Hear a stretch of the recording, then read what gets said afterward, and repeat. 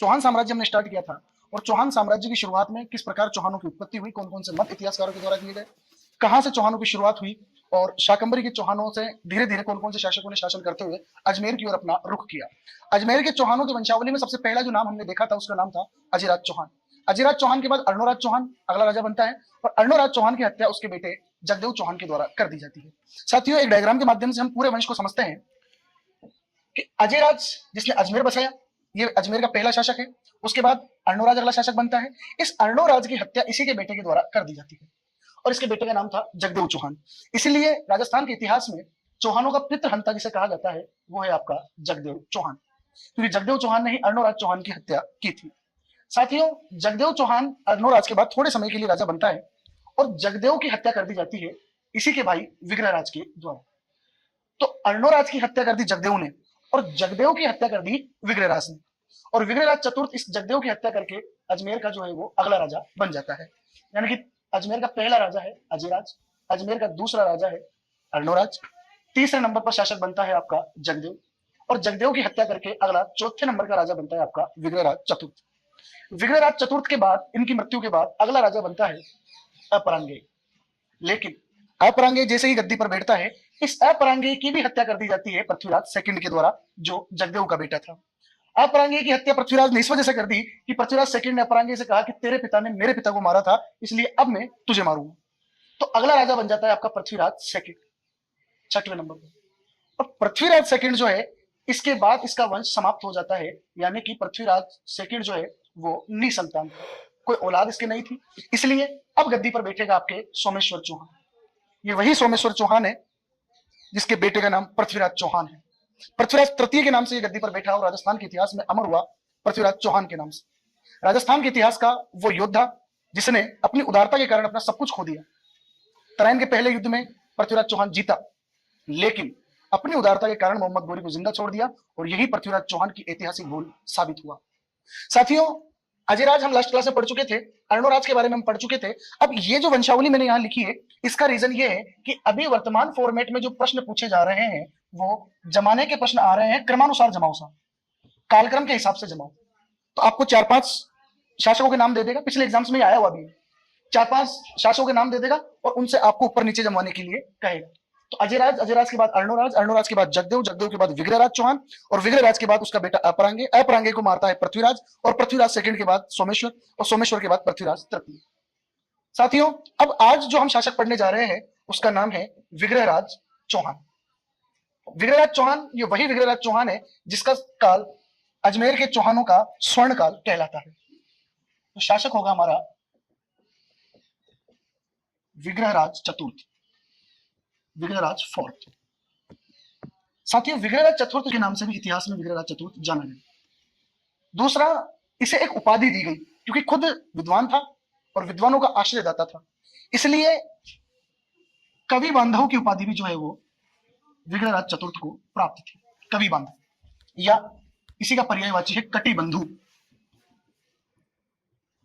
तो बिसलदेव के नाम से विग्रहराज चतुर्थ को जाना जाता था, कवि बांधव इसकी उपाधि थी। ये कई बार एग्जाम में पूछा हुआ है, कवि बांधव किसकी उपाधि थी। अगली बात हम देखें तो विग्रहराज चौहान का जो काल था वो चौहान साम्राज्य का स्वर्ण काल था, यानी कि इसे हम कह सकते हैं चौहानों का स्वर्ण काल, स्वर्ण काल, गोल्डन टाइम्स ऑफ चौहान्स, चौहानों का स्वर्ण काल। अब स्वर्ण काल अगर किसी का शासन है, आती है बात कि सामाजिक, आर्थिक, राजनीतिक, सांस्कृतिक, साहित्यिक सभी दृष्टियों से इस शासक ने अपने साम्राज्य को सुदृढ़ बनाया। चाहे वो राजनीतिक युद्धों की बात हो, चाहे वो अपने साम्राज्य में विद्वानों को आश्रय देने की बात हो, चाहे कला और साहित्य को संरक्षण देने की बात हो। विग्रहराज चतुर्थ एक ऐसा शासक है जिसने चौहानों के साम्राज्य को न केवल राजनीतिक दृष्टि से मजबूत किया, वरन साहित्यिक दृष्टि से, स्थापत्य कला की दृष्टि से भी अपने राज्य को एक नई पहचान दिलवाई। तो विग्रहराज चतुर्थ को हम कई छोटे छोटे पार्ट्स के अंदर पढ़ेंगे, और राजस्थान के इतिहास में से कई शासक है जैसे राणा सांगा, राणा कुंभा, जिनको हम अलग अलग पार्ट्स में डिवाइड करके अगर पढ़ें तो हमें पढ़ने में काफी सहूलियत होगी। हम अगर देखें तो विग्रहराज चतुर्थ में एक पॉइंट हम ये बना सकते हैं कि विग्रहराज चौहान एक योद्धा के रूप में कैसा था। तो हमारे सामने सबसे पहले एक चीज ये आती है कि साहब इसने गजनी के शासक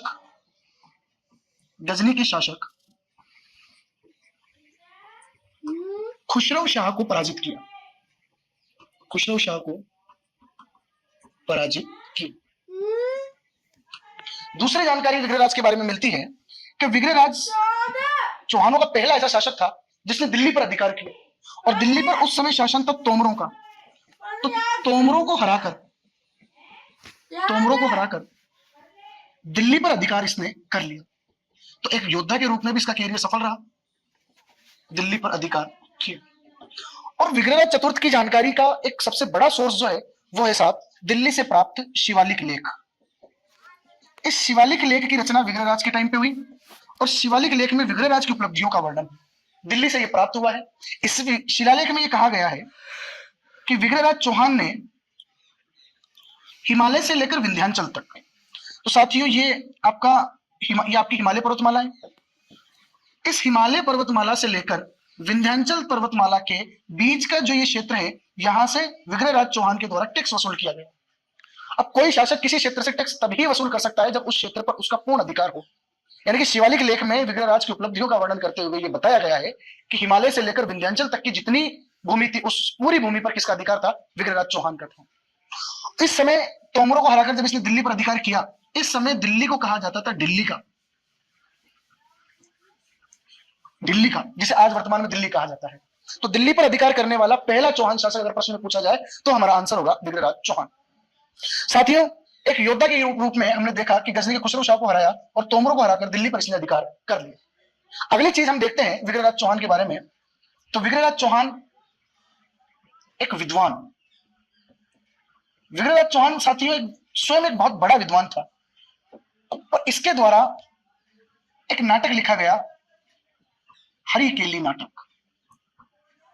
हरिकेली नाटक की रचना किसके द्वारा की गई? तो आंसर होगा विग्रहराज के द्वारा।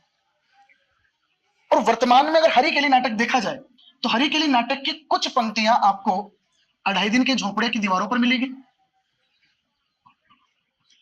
हरिकेली नाटक की कुछ पंक्तियां 2.5 दिन का झोपड़ा की दीवार पर मिल जाएगी, और कुछ पंक्तियां जो है वो राजा राम मोहन राय, आपने नाम सुना होगा, आधुनिक भारत के अग्रदूत हैं, आधुनिक भारत के निर्माता हैं, राजा राम मोहन राय के स्मारक पर।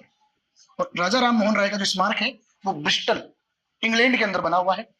तो इन दो जगहों पर राजा राम मोहन राय का स्मारक और 2.5 दिन का झोपड़ा, इन दोनों की दीवारों पर जो है वो हरिकेली नाटक की कुछ पंक्तियां देखने को मिलती है।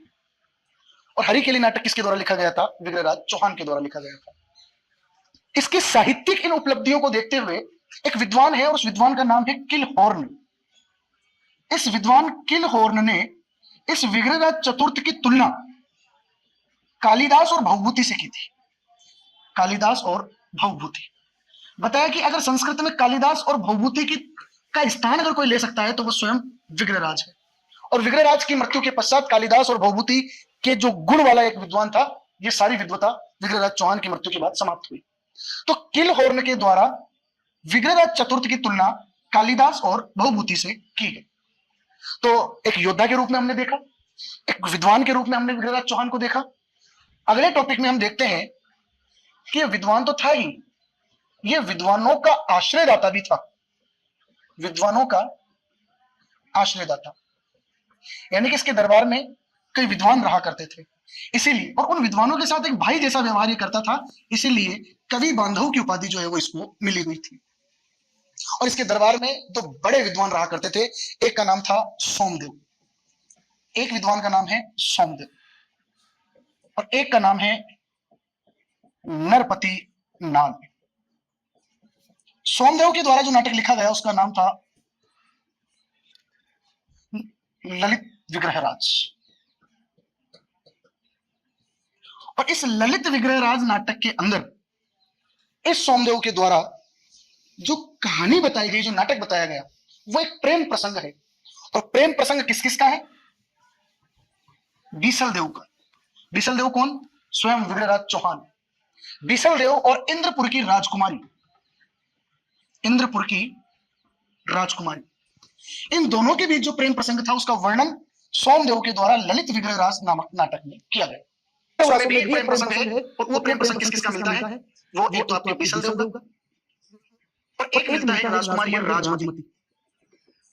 तो राजकुमारी राजवती और बीसलदेव, इन दोनों के प्रेम प्रसंग की जानकारी मिलती है आपके बीसलदेव और रासू में। और बीसलदेव रासू लिखा गया है नरपति लाल के द्वारा, जबकि बीसलदेव और इंद्रपुर की राजकुमारी का वर्णन, इनके प्रेम प्रसंग का वर्णन जो मिलता है वो आपके ललित विग्रहराज नाटक में है। और ललित विग्रहराज नाटक के रचयिता कौन है? आपके सोम।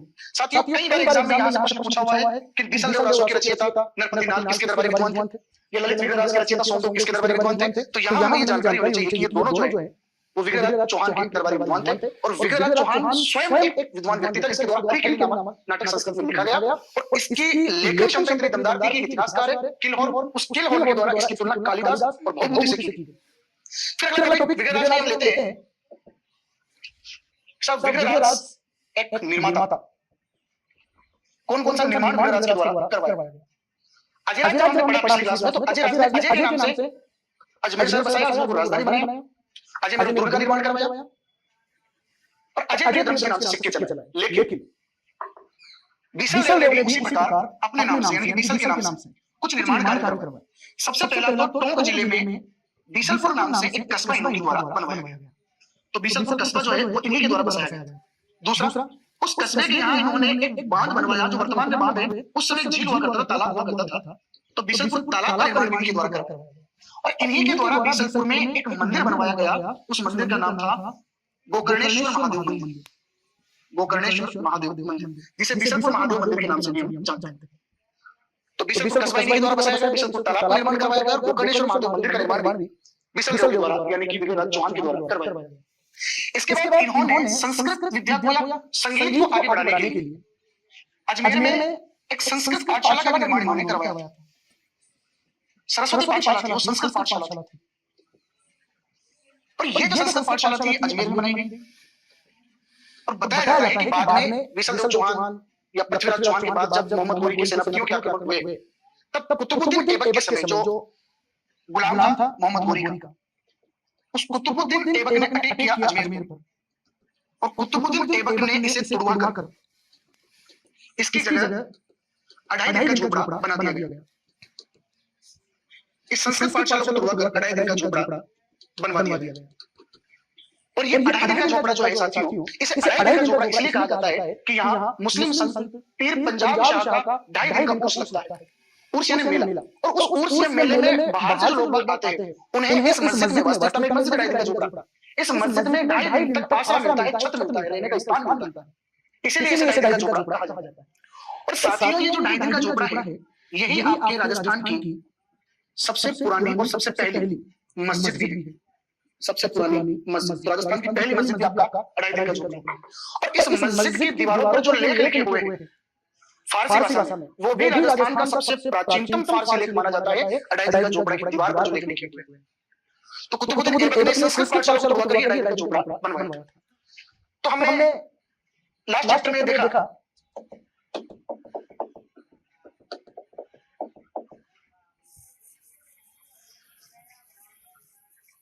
कि साहब विग्रहराज चौहान जो है वो एक योद्धा थे। फिर हमने देखा कि ये एक विद्वान थे। फिर हमने देखा कि ये विद्वानों के आश्रयदाता थे।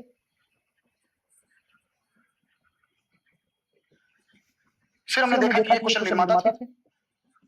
और अब हम ये देखते हैं कि एक धर्म सहिष्णु शासक थे, यानी कि इनकी धार्मिकता के बारे में हम देखते हैं। तो धार्मिकता के बारे में आपको पहले बता चुका हूं कि चौहान शासक जो थे वो शैव मत को मानने वाले थे।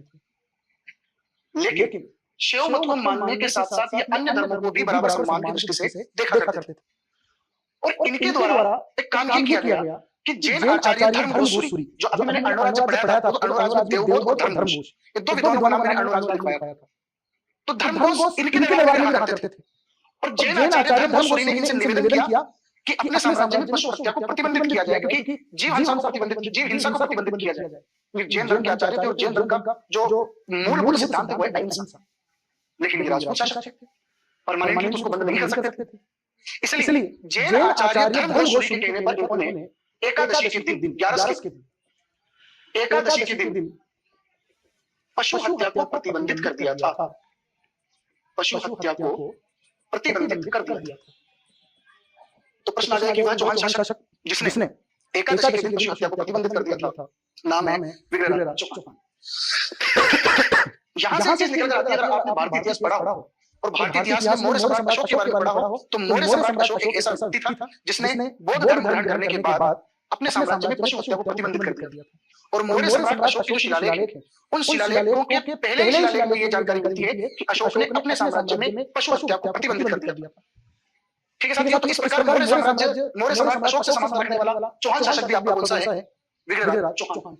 ठीक है साथियों, अगले शासक की ओर हम चलते हैं। अगले शासक का नाम है आपके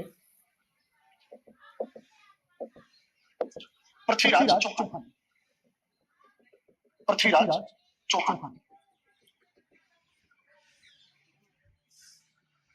1177 में शासक बने और 1192 ईस्वी तक इन्होंने शासन किया। पृथ्वीराज चौहान को दो उपाधियां मिली हुई थी। एक तो इन्हें कहा जाता था राय पिथौरा, एक इन्हें कहा जाता था दलपंगल। तो राय पिथौरा और दलपंगल के नाम से जो चौहान शासक प्रसिद्ध हुआ उस चौहान शासक का नाम था पृथ्वीराज चौहान। और ये पृथ्वीराज चौहान जो है, इस पृथ्वीराज चौहान को पृथ्वीराज तृतीय के नाम से हम जानते हैं, तीसरे नंबर का पृथ्वीराज। और पृथ्वीराज तृतीय जो पृथ्वीराज चौहान के नाम से प्रसिद्ध रहा, इसे राय पिथौरा या दलपंगल के नाम से भी जाना जाता है। थोड़ा इस पृथ्वीराज के बारे में बेसिक नॉलेज अगर हम लें तो पृथ्वीराज के बारे में बेसिक नॉलेज ये है कि सब पृथ्वीराज चौहान का जन्म कब और कहां हुआ था। तो पृथ्वीराज चौहान का जन्म 1166 ईस्वी में हुआ था और गुजरात के अहिल्यापाटन में इनका जन्म हुआ था। अहिल्यापाटन गुजरात में। इनके पिता का नाम, जैसा कि मैं पहले बता चुका हूं, इनके पिता का नाम था सोमेश्वर चौहान। इनकी माताजी का नाम, माता का नाम था कर्पूरी देवी। और एक दूसरा इनकी पत्नियों के बारे में तो बताया जाता है कि पृथ्वीराज चौहान हालांकि एक कुरूप शासक थे, फिर भी इनकी वीरता, इनकी योद्धा, इनके पराक्रम की वजह से इनकी कुल 5 शादियां हुई। लेकिन सबसे मेन जो प्रसिद्ध इनकी पत्नी रही उसका नाम था साहब संयोगिता। आगे संयोगिता के बारे में बात करेंगे। फिर इनके पुत्र का नाम था गोविंद देव चौहान या गोविंद राज चौहान। इनके प्रधानमंत्री का नाम, इनके प्रधानमंत्री बड़े प्रसिद्ध थे साहब, नाम था उनका कदम्बास और कई जगह उनका नाम केमास भी मिलता है। इनके मुख्य सेनापति कौन थे? तो इनके मुख्य सेनापति का नाम आता है भुवन। फिर पृथ्वीराज चौहान के पास एक घोड़ा भी हुआ करता था और उस घोड़े का नाम था साथियों नाट्यरंभा। तो राजस्थान के इतिहास में घोड़े भी प्रसिद्ध रहे। एक घोड़ा चेतक था, एक घोड़ा बादल था और एक घोड़ा नाट्यरंभा था। नाट्यरंभा का संबंध पृथ्वीराज तृतीय से। तो पृथ्वीराज तृतीय की जन्म कुंडली है, 1166 में पैदा हुए। पिता का नाम, माता का नाम, पत्नी का नाम, पुत्र का नाम प्रधानमंत्री, साथ ही प्रधानमंत्री और सेनापति, इन दोनों के नाम आपको याद होने चाहिए, एग्जाम में पूछे जाते हैं और बार-बार इतिहास में का नाम जो आता रहेगा। अगली बात पृथ्वीराज चौहान के बारे में करें तो पृथ्वीराज चौहान के द्वारा अजमेर में कला विभाग की स्थापना की गई। कला को संरक्षण देने के लिए एक कला विभाग बनाया गया और उस कला विभाग का अध्यक्ष बनाया गया पद्मनाभ। तो पृथ्वीराज चौहान के द्वारा अजमेर में पद्मनाभ की अध्यक्षता में एक पृथक कला विभाग की भी स्थापना जो है वो की गई। इसके अलावा इन्होंने दिल्ली में एक किला भी बनवाया था जिसका नाम है पिथौरागढ़ किला। तो पिथौरागढ़ दुर्ग का नाम भी, पिथौरागढ़ किले का निर्माण भी इन्हीं के द्वारा करवाया गया था। पिथौरागढ़ दुर्ग दिल्ली में। अब हम पृथ्वीराज के राजनीतिक जीवन की ओर चलते हैं और पृथ्वीराज चौहान की राजनीतिक उपलब्धियों के बारे में एक एक करके देखते हैं। साथियों, पृथ्वीराज चौहान जब हम पढ़ते हैं तो पृथ्वीराज चौहान की 2 उपलब्धियां हमारे सामने आती हैं, तराइन का पहला युद्ध और तराइन का दूसरा युद्ध। लेकिन हमें यह जानकारी होनी चाहिए कि पृथ्वीराज चौहान जो शासक बना वो 1177 में शासक बना और तराइन के युद्ध जो बैटल तराइन फर्स्ट और तराइन सेकंड जो होते हैं वो 1191 और 1192 में होते हैं। तो इतने लंबे टाइम तक पृथ्वीराज ने वो युद्ध नहीं लड़ा होगा क्या? तो पृथ्वीराज चौहान के राजनीतिक जीवन को देखें तो प्रथम दृष्टया शुरुआत में हमें इसकी प्रारंभिक उपलब्धियों की जानकारी मिलती है कि पृथ्वीराज ने सबसे पहले अगर किसी को पराजित किया तो वो इसका चचेरा भाई था नागार्जुन। अभी जो मैंने चौहान की वंशावली बताई थी उसमें विग्रहराज चौहान का बेटा था अपरांगे और अपरांगे का बेटा था नागार्जुन। उस नागार्जुन को इसके द्वारा पराजित किया, यानी कि नागार्जुन का दमन सबसे पहली घटना है। 1177 में जब ये राजा बना तब सबसे पहले अपने चचेरे भाई नागार्जुन को इसने पराजित किया। क्यों किया था अभी देखते हैं। दूसरी उपलब्धि है पृथ्वीराज चौहान की भंडानकों का दमन। भंडानकों का दमन ये घटना 1182 की। फिर इसके बाद हम देखेंगे चौहान और चालुक्य संघर्ष। इसके बाद हम देखेंगे चौहान और गायकवाड़ संघर्ष, और देन सबसे लास्ट हम देखेंगे पृथ्वीराज वर्सेस मोहम्मद घुरी। तरंग पहला, तरंग दूसरा, सबसे आखिरी में। सबसे पहले पृथ्वीराज के द्वारा अपने चचेरे भाई नागार्जुन को पराजित किया गया। एक एक करके हम देखते हैं क्या रीजन थे, क्यों इनके बीच में युद्ध हुआ, ये सारी चीजें हम देखते हैं। साथियों, ये पृथ्वीराज चौहान का साम्राज्य था, ये राजस्थान है पूरा। पृथ्वीराज का साम्राज्य दिल्ली तक फैला हुआ था, और पृथ्वीराज जब शासक बना तब 1166 में पैदा हुआ था, 1169 में राजा बन गया था, यानी कि 11 वर्ष की अल्प अवस्था का एक बालक अजमेर और दिल्ली के शासन को संभाल रहा है। उस शासन की पूरी बागडोर पृथ्वीराज की माता कर्पूरी देवी के हाथों में है। सोमेश्वर चौहान मर चुके हैं, तो उत्तराधिकारी पृथ्वीराज चौहान बन चुके हैं, और पूरा शासन इनकी माता कर्पूरी देवी के हाथों में। पृथ्वीराज चौहान की अल्प अवस्था का फायदा उठाकर चचेरे भाई नागार्जुन ने, यहाँ एक जगह पड़ती है जिसे वर्तमान में कहा जाता है गुड़गांव, गुरुग्राम जिसे कहा जाता है, उस जमाने में इसे कहा जाता था गुड़पुर। इस गुड़पुर पर नागार्जुन ने अधिकार कर लिया पृथ्वीराज की अल्प अवस्था का फायदा उठाकर। अब ये बात पृथ्वीराज को पची नहीं, तो पृथ्वीराज ने क्या किया, सबसे पहले गुड़पुर सेना भेजी और अपने चचेरे भाई नागार्जुन को पराजित किया और नागार्जुन का दमन किया और गुड़गांव को वापस अपने साम्राज्य में मिला दिया। यह पृथ्वीराज चौहान के जीवन की पहली उपलब्धि थी। दूसरी उपलब्धि क्या थी, तो दूसरी उपलब्धि यह है कि यहाँ राजस्थान के उत्तर पंजाब क्षेत्र से एक नदी निकला करती है, और नदी का नाम है सतलज नदी। इस सतलज नदी के किनारे पर एक जनजाति रहा करती थी जिसका नाम था भंडानक जनजाति। साथियों, ये जो भंडानक जनजाति थी, ये अतिक्रमणवादी जनजाति थी, धीरे धीरे धीरे धीरे आगे बढ़ती थी, अतिक्रमण करते हुए सारे क्षेत्रों को अपने अधिकार में ले लेती थी। सतलज नदी प्रदेश में रहने वाली भंडानक जनजाति नीचे उतरते हुए जब पूर्वी राजस्थान, भरतपुर, धौलपुर, मथुरा, इस वाले क्षेत्र पर अपना अधिकार कर लेती है, तो इस वाले क्षेत्र पर जब भंडारकों का अधिकार हो गया, तो ये बात अजमेर में बैठे पृथ्वीराज चौहान को क्या पसंद आएगी, बिल्कुल नहीं आएगी। इसलिए पृथ्वीराज चौहान ने भंडारकों का दमन करने के लिए यहाँ सेना भेजी और भंडारकों का पूर्ण रूप से दमन कर दिया, और इस पूर्वी राजस्थान वाले हिस्से को वापस अपने साम्राज्य में मिला लिया गया। यह पृथ्वीराज चौहान की दूसरी उपलब्धि थी।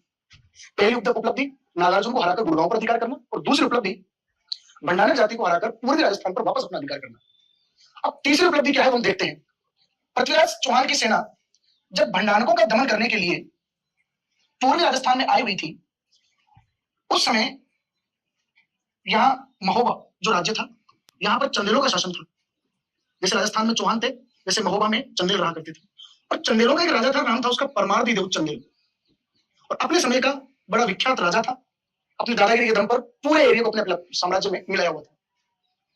तो जब पृथ्वीराज चौहान की सेना भंडारकों को पराजित करके वापस अजमेर लौट रही थी, तो परमारदी चंदेल ने अपना डेमो देने के चक्कर में जबरदस्ती, जबकि कोई लड़ाई पृथ्वीराज और परमारदी की नहीं है, लेकिन परमारदी ने केवल यह बताने के लिए कि परमारदी नाम का कोई राजा भारत में है, और पृथ्वीराज की जाती हुई सेना पर अटैक कर दी, जिसमें पृथ्वीराज के 8-10 सैनिक मारे गए। पृथ्वीराज की सेना जब भंडारकों को हराकर वापस आ रही थी, तो पीछे से परमारदी चंदेल ने अटैक कर दिया, और इस अटैक में 8-10 चौहान सैनिक मारे गए। इस बात का बदला लेने के लिए पृथ्वीराज चौहान ने अटैक किया महोबा पर, और इस महोबा के ऊपर अपना अधिकार कर लिया। महोबा का चंदेल राजा परमारदी इस युद्ध में हारा गया। साथ ही परमारदी के 2 सेनापति थे, एक का नाम था आल्हा और एक का नाम था उदल। ये दोनों वीर सेनानायक परमारदी चंदेल के थे, जिनके दम पर परमारदी उछलता था। लेकिन इस बार सामना पृथ्वीराज से हुआ, और पृथ्वीराज चौहान ने परमारदी को भी सल्टा दिया, आल्हा को भी सल्टा दिया और उदल को भी सल्टा दिया, और महोबा पर अपना अधिकार कर लिया, और महोबा को चौहान साम्राज्य का हिस्सा बना लिया। तो एग्जाम में कई बार प्रश्न पूछा हुआ है कि पृथ्वीराज चौहान के समकालीन चंदेल शासक कौन था, या आल्हा और उदल किसके सेनापति थे। तो इस बात की जानकारी हमें होनी चाहिए। यह पृथ्वीराज चौहान की तीसरी उपलब्धि थी। और महोबा विजय के बाद पृथ्वीराज चौहान ने यहां जो सेनापति अपना नियुक्त किया, उसका नाम था पुंजन राय। अपने सेनापति पुंजन राय को महोबा का सूबेदार बनाया, महोबा का प्रशासक बनाया। तो यह प्रश्न एग्जाम में आ सकता है, इस बात का विशेष ध्यान रखें। एग्जाम में एक बार पहले पूछा हुआ है कि पृथ्वीराज चौहान ने महोबा विजय के बाद महोबा का शासन किसे संभाला, देन आंसर होगा पुंजन राय को संभाला। ठीक है साथियों, तो नागार्जुन की पराजय हमने देखी, उसके बाद भंडारक जाति का दमन हमने देखा, उसके बाद महोबा की विजय हमने देखी, और उस समय चंदेल शासक परमारदी चंदेल को पृथ्वीराज चौहान के द्वारा किस प्रकार हराया गया, ये हमने देखा। इसके बाद अगली उपलब्धि जो है पृथ्वीराज चौहान की, वो है चौहान और चालुक्य संघर्ष। चौहान और चालुक्य संघर्ष। साथियों, इस समय चौहानों का जो राजा है उसका नाम है पृथ्वीराज, और चालुक्य जो गुजरात के हैं, इनका राजा है मूलराज सेकंड, जिसे भीमदेव सेकंड के नाम से भी जाना जाता है, भीमदेव सेकंड। अब इनके बीच में संघर्ष क्यों हुआ, इसके कई रीजन थे। पहली बात तो यह है कि ये जो नागौर है, इस नागौर पर अधिकार के मामले को लेकर कि किसका अधिकार रहेगा, चौहान और चालुक्य एक दूसरे के आमने सामने हो गए, एक दूसरे के विरोधी हो गए। तो चौहानों और चालुक्यों के बीच लड़ाई का सबसे पहला कारण था नागौर पर अधिकार का मामला। दूसरा, इस नागौर वाले मामले में ही पृथ्वीराज चौहान के जो पिता थे सोमेश्वर चौहान, उस सोमेश्वर चौहान की हत्या कर दी गई थी मूलराज सेकंड के द्वारा। तो दूसरा रीजन क्या हुआ? दूसरा रीजन हुआ मूलराज सेकंड द्वारा सोमेश्वर चौहान की हत्या करना और अपने पिता की हत्या का बदला पृथ्वीराज द्वारा लेना। तीसरा क्या मामला था? तीसरा मामला यह था कि यहाँ एक रियासत पड़ती थी, आबू रियासत, एक छोटी सी रियासत थी, और आबू रियासत की राजकुमारी थी इक्षिणी। मूलराज चालुक्य जो है वो इक्षिणी से विवाह करना चाहता था, जबकि इक्षिणी विवाह करना चाहती थी आपके अजमेर के पृथ्वीराज के साथ। ये इसकी प्रेमिका थी साथ। तो तीन मामले हो गए चौहानों और चालुक्य के बीच संघर्ष के। पहला नागौर पर अधिकार का प्रश्न है, दूसरा सोमेश्वर की हत्या का बदला, और तीसरा इक्षिणी का मामला। तो दो मामलों में तो फिर भी पृथ्वीराज चौहान थोड़ा बहुत कॉम्प्रोमाइज कर सकता था। तीसरे मामले में पृथ्वीराज चौहान ने कोई कॉम्प्रोमाइज नहीं किया और इन दोनों के बीच संघर्ष शुरू हुआ, दोनों के बीच भीषण युद्ध हुआ, लेकिन उस युद्ध का कोई परिणाम नहीं निकला। चालुक्यों का एक सेनापति था जगदेव प्रतिहार। बाद में बताया जाता है कि जगदेव प्रतिहार के द्वारा मध्यस्थता करवाई गई और चौहानों और चालुक्यों के बीच में जो लंबे समय से एक दरार चली आ रही थी, लंबे समय से वर्चस्व की एक लड़ाई चली आ रही थी, उस लड़ाई को शांत करवाया जगदेव प्रतिहार ने। तो चौहान और चालुक्य संघर्ष हमने पढ़ा। तो जिस प्रकार बार बार प्रश्न आते हैं कि पृथ्वीराज चौहान के समकालीन चंदेल शासक कौन था, तो परमारदेव चंदेल था। अब अगर इन फ्यूचर प्रश्न आ जाए कि पृथ्वीराज चौहान के समकालीन चालुक्य शासक कौन था, देन आपका आंसर होगा भीमदेव सेकंड या मूलराज सेकंड, दोनों एक ही व्यक्ति के नाम। अगला टॉपिक, अगली उपलब्धि जो पृथ्वीराज चौहान की है वो है चौहान और गढ़वाल संघर्ष। चौहान और गढ़वाल संघर्ष, स्पेशली गढ़वालों में जिस शासक की मैं बात करना चाह रहा हूं, उस गढ़वाल शासक का नाम है साहब जयचंद गढ़वाल। और जयचंद गढ़वाल जो है वो कन्नौज के राजा हैं साहब। जैसे चौहानों में पृथ्वीराज चौहान शासक है, उसी प्रकार कन्नौज जो उत्तर प्रदेश का एक एरिया है, उस कन्नौज का राजा हुआ करता था जयचंद गढ़वाल। इनके बीच लड़ाई का क्या मामला था? तो इनके बीच लड़ाई का जो सबसे मेन मामला था वो दिल्ली को लेकर था कि दिल्ली पर अधिकार कौन करेगा। ये आपस में रिश्ते में रिश्तेदार लगते थे, मौसे भाई लगते थे, और दिल्ली की राजनीति सुनी थी क्योंकि दिल्ली के राजा के मरने के बाद उनके कोई पुत्र नहीं था, तो उत्तराधिकार की तलाश थी। तो एक उत्तराधिकार तो जयचंद गढ़वाल माना जा रहा था और दूसरा उत्तराधिकारी जो है वो पृथ्वीराज चौहान माना जा रहा था। दोनों अपने अपने क्षेत्र के धुरंधर शासक थे, न पृथ्वीराज किसी से कम है, न जयचंद गढ़वाल किसी से कम है, लेकिन अब दोनों के बीच में से राजा तो एक ही बनेगा। दिल्ली की गद्दी मिलेगी तो किसी एक कोई, इसलिए या तो टॉस करवाया जाए या फिर दोनों के बीच में वीरता को देखा जाए, दोनों में युद्ध करवाया जाए। तो दिल्ली के प्रश्न को लेकर पिछले कई समय तक, पिछले कई सालों से चौहानों और गढ़वालों के बीच में संघर्ष चला आ रहा था, लेकिन दोनों के बीच पड़ी इस खाई को और भी ज्यादा गहरा कर दिया संयोगिता ने। साथियों, संयोगिता कौन थी? तो संयोगिता इस जयचंद गढ़वाल की बेटी थी, और संयोगिता जो है वो पृथ्वीराज चौहान से प्रेम करती थी, पृथ्वीराज चौहान की गर्लफ्रेंड थी। जब इसके पिता जयचंद गढ़वाल को पता चला कि अपनी बेटी तो पृथ्वीराज चौहान से लगी पड़ी है, इन दोनों को तो व्हाट्सएप पे चीटिंग वगैरह हो रही है, वीडियो कॉल हो रहे हैं, सोना बाबू के मैसेज एक दूसरे को भेजे जा रहे हैं, तो जयचंद गढ़वाल ने सोचा कि बेटी बड़ी हो गई है, पृथ्वीराज के साथ भागे भागे उससे बढ़िया बेटी के हाथ पीले कर दिए जाए। तो जयचंद गढ़वाल ने संयोगिता की शादी करने के लिए एक स्वयंवर का आयोजन करवाया। स्वयंवर का आयोजन करवाया गया, यानी कि संयोगिता अपनी इच्छा से वर का चुनाव कर सकती थी। और मजे की बात यह है कि जयचंद गढ़वाल ने पृथ्वीराज चौहान को नीचा दिखाने के लिए, हीन दिखाने के लिए उस स्वयंवर में चाहे छोटे छोटे राजाओं को बुला लिया, लेकिन अजमेर और दिल्ली पर अधिकार करने वाले राय पिथौरा पृथ्वीराज चौहान को उस दरबार में नहीं बुलाया गया, बल्कि पृथ्वीराज चौहान की इज्जत खराब करने के लिए, जैसे मान लो ये दरबार है, यहाँ सिंहासन पर ये राजा विराजमान है, ये संयोगिता खड़ी है हाथ में फूल माला लेकर, बाकी छोटे छोटे राजा जो है वो यहाँ पर बैठे हुए हैं, और पृथ्वीराज चौहान को नहीं बुलाया गया। और पृथ्वीराज चौहान को जो है वो जहां पर इन राजाओं ने चप्पल जूते खोले थे, उन चप्पल जूतों की रखवाली करने के लिए यहाँ पर द्वारपाल के रूप में हाथ में एक भाला देकर एक मूर्ति बनवाई, और पृथ्वीराज का अपमान इस तरीके से जयचंद गढ़वाल ने किया। तो संयोगिता आगे बढ़ी, इसके मन में लड्डू फूटा, इसको माला नहीं पहना। संयोगिता फिर आगे बढ़ी, इसके मन में लड्डू फूटा, इसके मन में लड्डू फूटा, संयोगिता ने उस स्वयंवर में आए हुए किसी भी व्यक्ति को वरमाला नहीं पहना। अंत में पृथ्वीराज चौहान की जो मूर्ति जयचंद गढ़वाल ने अपमान के लिए वहां लगवाई थी, उसके गले में जाकर माला पहना थी कि मानो ना मानो मेरा तो जो पति बनेगा वो पृथ्वीराज चौहान ही बनेगा। जयचंद गढ़वाल का दिमाग खराब, बाकी के राजा भी जयचंद गढ़वाल के सराहे कि जब तेरी बेटी का किसी दूसरे के साथ पहले लफड़ा चल रहा था तो हमें इज्जत खराब करवाने के लिए बुलाया था क्या? जयचंद गढ़वाल का दिमाग खराब हो गया। जयचंद गढ़वाल ने अपनी बेटी को कमरे में बंद कर दिया। जैसे तैसे किसी का कोई फोन हाथ लग गया, संयोगिता ने फोन कर दिया पृथ्वीराज चौहान को कि देख बात ऐसी है, पापा मेरी शादी किसी और से कर रहे हैं, अब तो एक आध दिन में आए और मुझे ले जा सके तो बात कर, वरना तो किसी और से शादी करनी है। और दूसरी बात, तेरी तो इतनी बेइज्जती की है मेरे दरबार में मेरे पिताजी ने कि द्वारपाल के रूप में तेरी एक मूर्ति बनवाई है, और चप्पल जूते जहाँ खोले थे ना राजाओं ने, वहां पर तुझे पहना दिलवाया मूर्ति बनाकर तेरी। पृथ्वीराज चौहान का दिमाग खराब, ईगो हर्ट हो गया भाई का। तो पृथ्वीराज चौहान अजमेर से जाता है कन्नौज, और कन्नौज के राजा के दरबार में, जयचंद गढ़वाल के दरबार में जाके उसके महलों में जाके उसकी बेटी को उठा के ले आता है अजमेर। ये इनके बीच लड़ाई का सबसे बड़ा रीजन था। तो संयोगिता जो जयचंद गढ़वाल की बेटी थी, उसके साथ जबरदस्ती तो नहीं कह सकते, गंधर्व विवाह से हम कह सकते हैं, जिसे प्रेम विवाह, लव मैरिज जिसे कहते हैं, लव मैरिज कर ली पृथ्वीराज चौहान के द्वारा। तो ये इनके बीच लड़ाई का दूसरा बड़ा रीजन था। अब इतिहासकारों का एक मत ये है कि संयोगिता और पृथ्वीराज की जो कहानी है, या संयोगिता का जो पात्र है, वो पात्र है या नहीं है, इसको लेकर इतिहासकारों के बीच में मतभेद है कि यानी संयोगिता का मामला सही है या संयोगिता नाम की कोई लड़की हुई ही नहीं। इस बात को लेकर दो मत हैं। एक मत है आपके गौरीशंकर हीरानंद ओझा का, GH ओझा। GH ओझा के साथ RS त्रिपाठी साहब, ये दोनों इतिहासकार ये मानते हैं कि संयोगिता नाम की कोई भी लड़की, संयोगिता नाम की कोई भी लड़की इतिहास में पृथ्वीराज चौहान के किसी भी मामले में थी ही नहीं। यानी कि संयोगिता की जो कहानी है वो काल्पनिक है, संयोगिता नाम की कोई भी लड़की जयचंद गढ़वाल के नहीं थी। इस बात को मानने वाले दो इतिहासकार हैं, एक का नाम है GH ओझा और RS त्रिपाठी। मानते हैं कि कपोल कल्पना है, इतिहासकारों ने भर भर के झूठ लिखा है, मुट्ठी भर भर के झूठ लिखा है।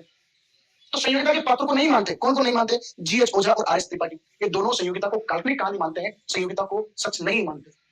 रीजन बताते हैं कि गढ़वालों के इतिहास की अगर जानकारी ली जाए, या उस समय के जो फारसी इतिहासकारों ने जो लिखा उनकी अगर जानकारी ली जाए, तो किसी भी ग्रंथ में या अमीर महाकाव्य जो चौहानों की जानकारी का सबसे बड़ा स्रोत माना जाता है, किसी भी साहित्य में संयोगिता का कोई उल्लेख नहीं है। इसका मतलब संयोगिता की कहानी झूठी है। लेकिन इतिहासकारों का एक दूसरा मत, दूसरा गुट ये कहता है कि संयोगिता थी, संयोगिता नाम की लड़की थी, और ऐसा मानने वालों में नाम आता है डॉक्टर दशरथ शर्मा। दूसरा एक नाम आता है आपका इतिहासकार CV बेथ।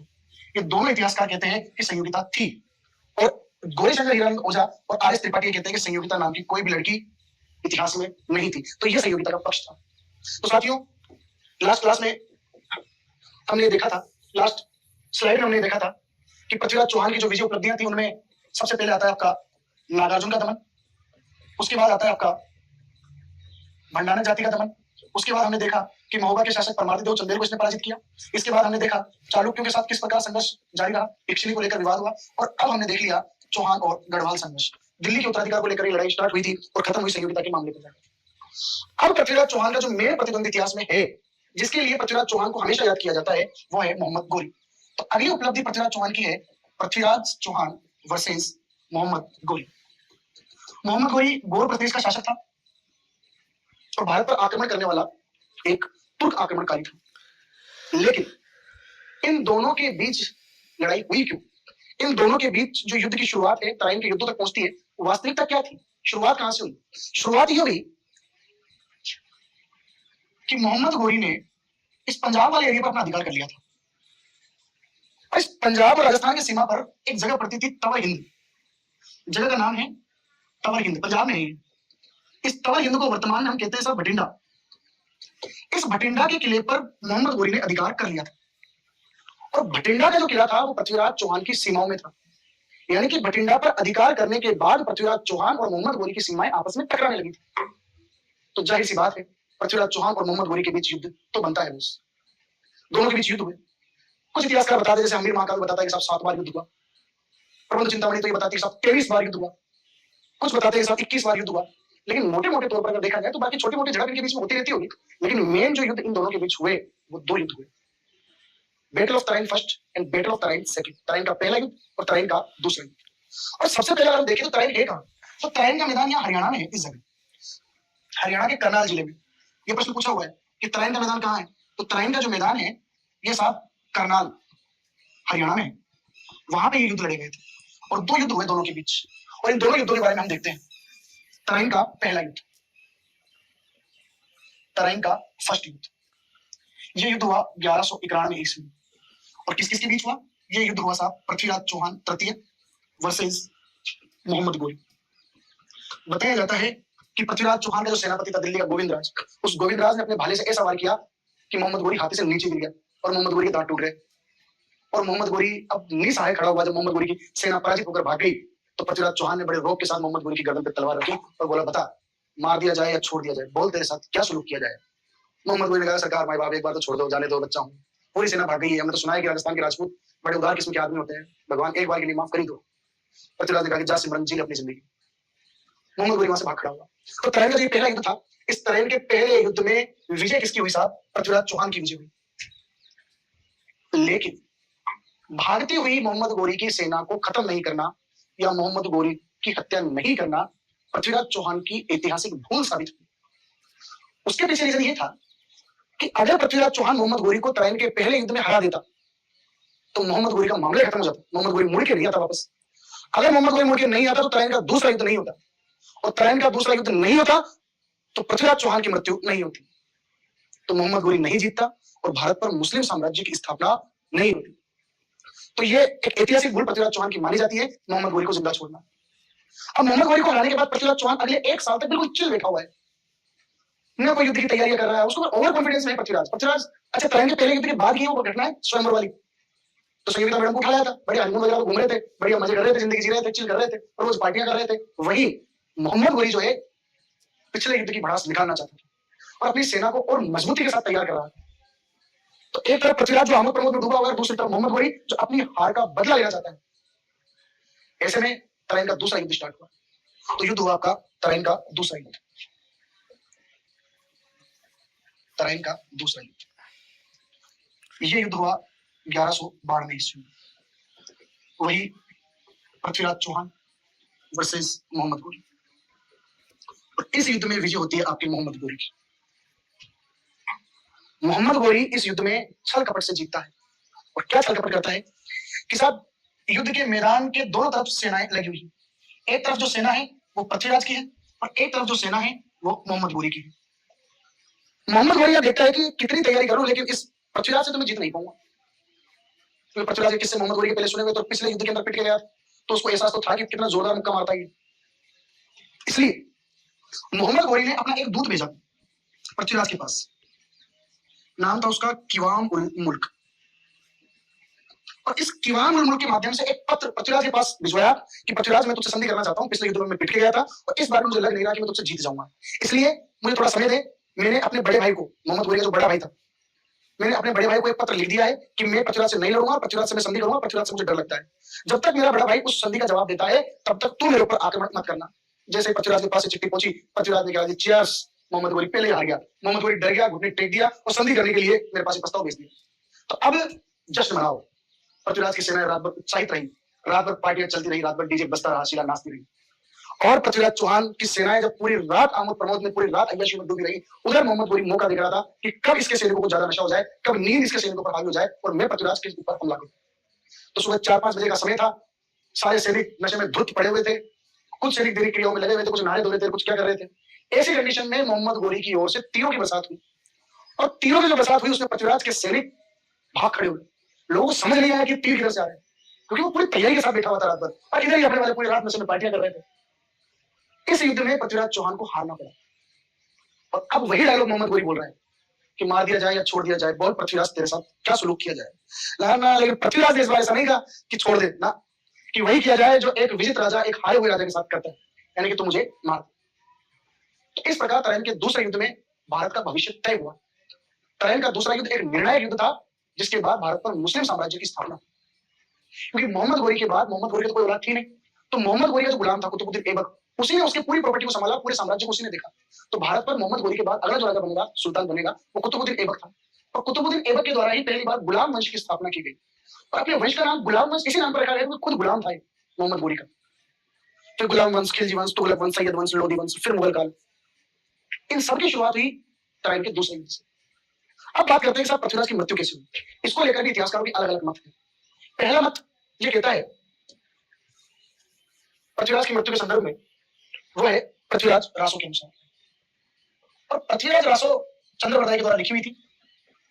पृथ्वीराज रासो जो चंद्रप्रदाय ने लिखी, इसमें बताया जाता है कि साहब पृथ्वीराज को बंदी बनाकर मोहम्मद गोरी कहां ले गया, गजनी ले गया, और गजनी ले जाकर इसको कैद में रख दिया, कैद कर दिया इसको। और आसपास के राज्यों को जो सूचना मिली कि मोहम्मद गोरी राय पिथौरा भारत के दल पुंगर पृथ्वीराज चौहान को पकड़ के लेके आए, चारों तरफ मोहम्मद गोरी की वाहवाही फैल गई, चारों तरफ इसके जयकारे लगने लगे। और आसपास के जो राजा थे गजनी के आसपास के, वो पृथ्वीराज को देखने के लिए आने लगे कि यार पृथ्वीराज दिखता कैसा है यार, हमने सुना है 6.5-7 फुट की हाइट है, ये मोटी मोटी आंखें, ये रोबेली उसकी मूंछें, और शेर की तरह दिखता बताया राय पिथौरा, हम देखना चाहते हैं। तो मोहम्मद गोरी ने बड़े समारोह का आयोजन करवाया जिसमें कैदी के रूप में पृथ्वीराज चौहान को वहां आना था। लेकिन उससे पहले बताया जाता है कि हालांकि पृथ्वीराज था तो जेल में, लेकिन जब मोहम्मद गोरी जेल के बाहर से निकलता था तो पृथ्वीराज की आंखों में जो खून के डोले उतरे थे, खून जो चमकता था पृथ्वीराज की आंखों में, मोहम्मद गोरी को बाहर खड़े खड़े डर लगता था। मोहम्मद गोरी के कपड़े खराब हो जाते थे कई बार तो। इसलिए मोहम्मद गोरी ने कहा कि सबसे पहले तो आंखें निकालता है, इसकी आंखें आंखें फोड़वा दो। पृथ्वीराज चौहान की आंखें फोड़वा दी, सरियों से आंखें फोड़वा दी। और फिर पृथ्वीराज चौहान को समारोह में खड़ा किया गया। उसी समय उस समारोह में पृथ्वीराज का मित्र, पृथ्वीराज का दरबारी विद्वान चंद्रवरदाई, वो चंद्रवरदाई वहां पहुंच जाता है। और चंद्रवरदाई वहां बैठा बैठा जब बताया जाता है कि साहब शब्दवेदी बाण पृथ्वीराज चौहान के द्वारा चलाना था, सबने बताया कि साहब पृथ्वीराज चौहान को और क्या आता है, तो आंखें फूटी हुई पृथ्वीराज चौहान क्या कर सकता है। तब चंद्रवरदाई ने कहा कि साहब शब्दवेदी बाण आदमी चला सकता है। तो मोहम्मद गोरी कह रहा है यार हमसे आंखें खुल के नहीं चल रहे, और ये आंखें फूटने के बाद बाण चला निशाना बांधने का। और पृथ्वीराज को भी समझ में आ गया था कि ये वाली जो आवाज है ना कि शब्दवेदी बाण चला सकता है, ये अपने दोस्त चंद्रवरदाई की आवाज है। तो पृथ्वीराज को भी थोड़ा कॉन्फिडेंस तो आ गया था कि आज तो निकलेंगे यहाँ से बच के। तो मोहम्मद गोरी ने निशाना बताया कि साहब इधर एक घंटी बजेगी, उस घंटी के ऊपर निशाना बांधना है। और घंटी बजी, पृथ्वीराज निशाना साल था, उससे पहले चंद्रवरदाई ने अपना काम कर लिया। चंद्रवरदाई कहता है कि 4 हाथ 24 गज उम्र अष्ट प्रमाण ता ऊपर सुल्तान मत चूके चौहान। तो जब पृथ्वीराज चौहान का डायरेक्शन इस साइड था घंटी की ओर, तब आवाज सुनाई देती है 4 बास 24 गज उम्र अष्ट प्रमाण और ता ऊपर सुल्तान मत चूके चौहान। तो जो दूरी चंद्रवरदाई द्वारा बताई हुई थी उसके हिसाब से पृथ्वीराज चौहान ने तीर लगाया और मोहम्मद गोरी के सूर्य चक्र को फाड़ते हुए वो तीर निकल गया और मोहम्मद गोरी वहीं ढेर हो गया। लेकिन चंद्रवरदाई को पता था कि यहाँ से ये गोरी के लोग जाने तो नहीं देंगे, इसलिए चंद्रवरदाई ने अपनी कटार निकाली, पहले पृथ्वीराज को मारा और फिर खुद को भी खत्म कर लिया। ये जानकारी मिलती है पृथ्वीराज रासो के अनुसार, जो लिखी थी चंद्रवरदाई ने। अब आपके दिमाग में सवाल ये आ रहा होगा कि जब चंद्रवरदाई तो वहां मर गया पृथ्वीराज को मारने के बाद, तो फिर ये कहानी यहाँ तक कैसे पहुंची, पृथ्वीराज रासो में किसने लिखी। तो साथियों, पृथ्वीराज रासो लिखा था चंद्रवरदाई ने, लेकिन उसको पूरा किया था उसके बेटे ने, उसके बेटे जलहन के द्वारा इसको कंप्लीट किया गया था। ठीक है साथियों, एक जानकारी ये मिलती है। एक जानकारी दूसरी ये मिलती है, जो मोहम्मद गोरी के साथ जो इतिहासकार भारत आए थे, उसके दरबारी इतिहासकार थे, उनमें एक नाम आता है मिनाजुद्दीन सिराज। और मिनाजुद्दीन सिराज ने किताब लिखी तबकात ए नासिरी।